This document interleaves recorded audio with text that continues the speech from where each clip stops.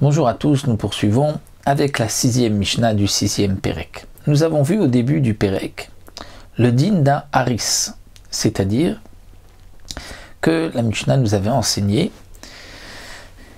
qu'il y a une différence si on veut semer ou planter des légumes, semer de la récolte, planter des légumes à côté d'un pied de vigne unique ou à côté d'un kérem, d'un champ où il y a plusieurs vignes. À côté d'un kérem unique, il faut s'éloigner 6 tfachim, ensuite on pourra planter des légumes, on pourra planter de la récolte, sinon qu'il aille à kérem, il y a un mélange et c'est interdit. S'il y a kérem, à ce moment-là, il faudra s'éloigner 4 amotes tout autour pour pouvoir planter. Quelle est la définition d'un kérem? Nous avons vu que c'est 5 vignes plantées en 2 rangées, 2 dans une rangée et 3 dans l'autre rangée, alignées, donc 2 en face des 2 autres, et un 5e pied de vigne qui s'aligne avec les 2 premiers.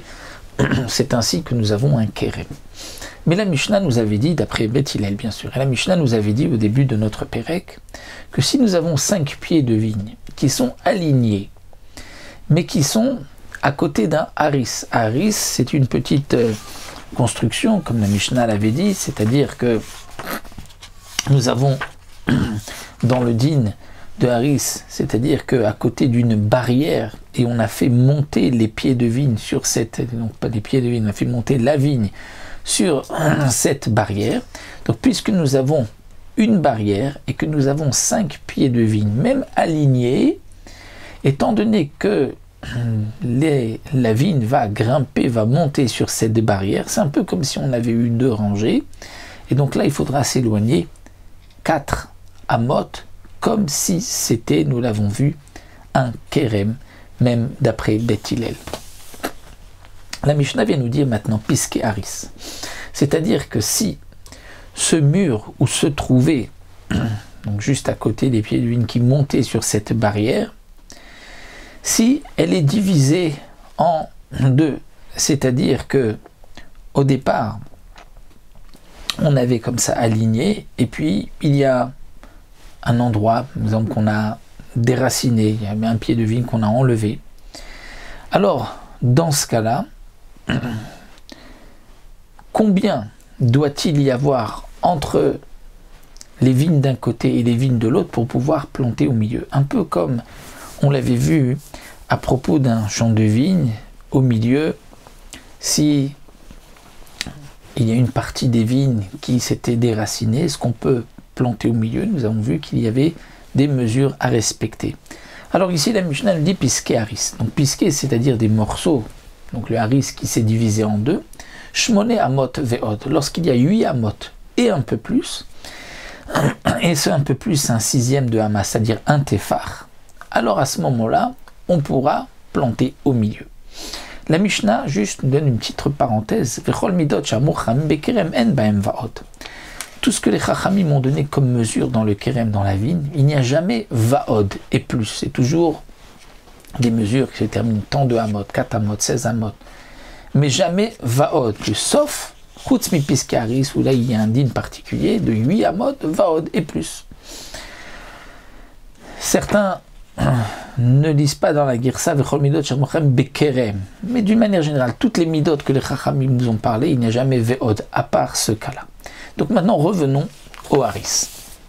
On ferme la parenthèse, on revient au haris. Elouen piske haris. C'est quoi piske haris? C'est quoi ces 2 parties du haris qui ont été divisées?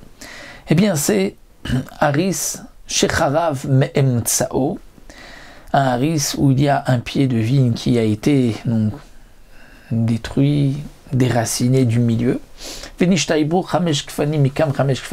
il reste 5 pieds de vigne d'un côté, 5 pieds de vigne de l'autre. Nous avons vu que toujours pour qu'il y ait un kérem, c'est 5 pieds de vigne.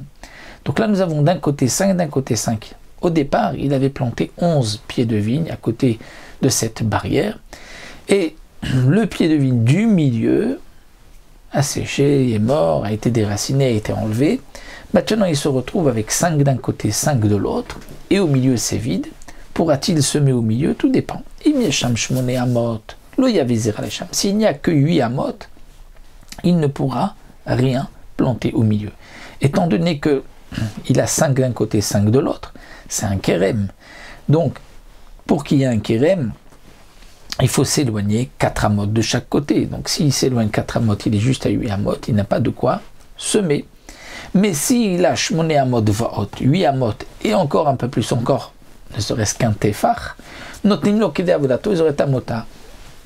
On lui laissera de quoi travailler la vigne autour des vignes, donc c'est 4 amot de chaque côté. Donc 4 amot d'un côté, 4 amot de l'autre, et il reste un tefar au milieu. Ce tefar, il pourra le semer.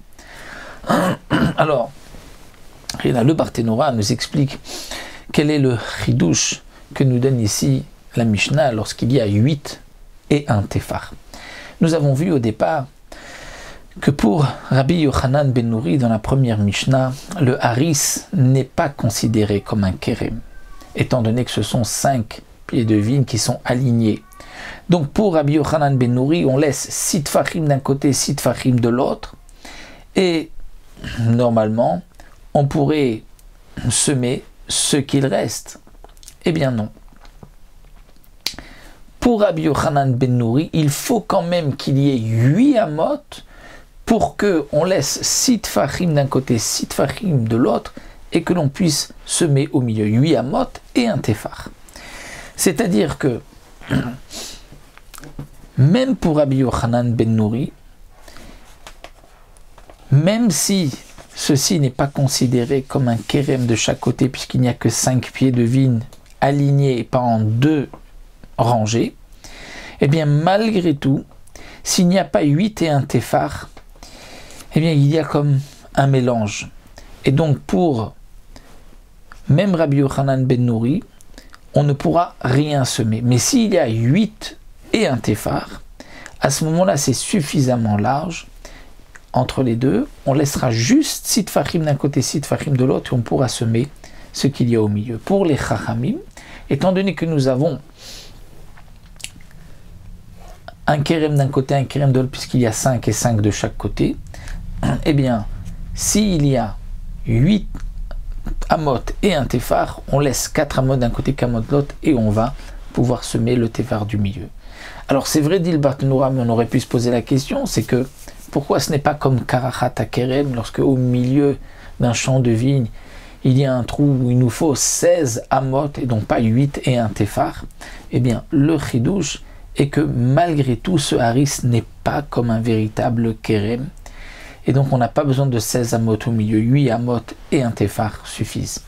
Ça, c'est le chidouche donc, que nous apporte ici le Barthénora, aussi bien d'après Tanakama que d'après Rabbi Yochanan ben Nouri, où on comprend de la Mishnah que c'est aussi l'avis de Rabbi Yochanan ben Nouri qui est mentionné dans cette Mishnah.